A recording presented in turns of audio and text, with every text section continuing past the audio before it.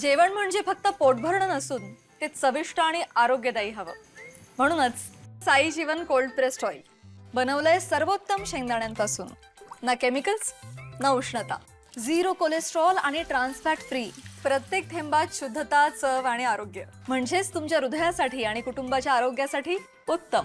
आजच साई जीवन निवडा, कारण आरोग्याला शॉर्टकट नसतो.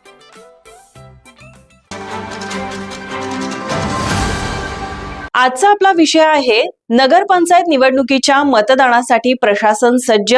नमस्कार, माझा महाराष्ट्र न्यूज मध्ये मी साक्षी. जिल्ह्यातील नगर परिषद आणि नगरपंचायतीच्या निवडणुकीसाठी प्रमुख नेत्यांसह स्थानिक नेत्यांनी प्रचारात कोणतीही कसर सोडली नाही. आज प्रचाराचा अंतिम दिवस असून रात्री 10 वाजेपर्यंत उमेदवारांना प्रचार करता येणार आहे. मंगळवारी 10 नगर परिषदा आणि 3 नगरपंचायतींसाठी मतदान पार पडणार असून नगराध्यक्ष पदाचे 56 आणि नगरसेवक पदाचे 809 उमेदवारांचे भवितव्य मतपेटीत बंद होणार आहे. मतदान सुरळीत पार पाडावे यासाठी प्रशासनाकडून सर्व तयारी पूर्ण करण्यात आली आहे. प्रत्येक मतदान केंद्रावर एक प्रमुख अधिकारी नियुक्त असून मतदान कक्षात राजकीय पक्षांचे प्रतिनिधीही असणार आहेत. सुरक्षा वाढवण्यासाठी सीसीटीव्ही कॅमेरे बसवण्यात आले आहेत. दिव्यांग मतदारांसाठी रॅम्पची तर ज्येष्ठ नागरिकांसाठी बसण्याची सोय उपलब्ध करून देण्यात आली आहे.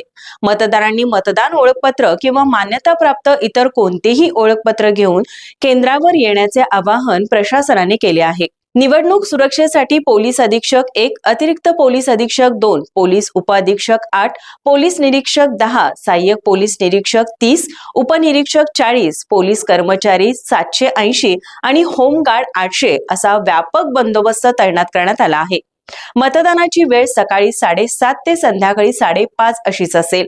ईव्हीएम मशीनच्या सुरक्षेसाठी 3 स्तरीय बंदोबस्त ठेवण्यात आला असून स्ट्रॉंग रूम मध्ये सीसीटीव्ही कॅमेरे आणि शस्त्रधारी पोलीस तैनात आहेत. तसेच दुबार मतदारांच्या नावावर तारांकित चिन्हे ठेवण्यात आली असून त्यांनी पुन्हा मतदान करू नये याची काळजी घेतली जाणार आहे. मतदानाच्या दुसऱ्या दिवशी म्हणजेच बुधवारी मतमोजणी होणार आहे.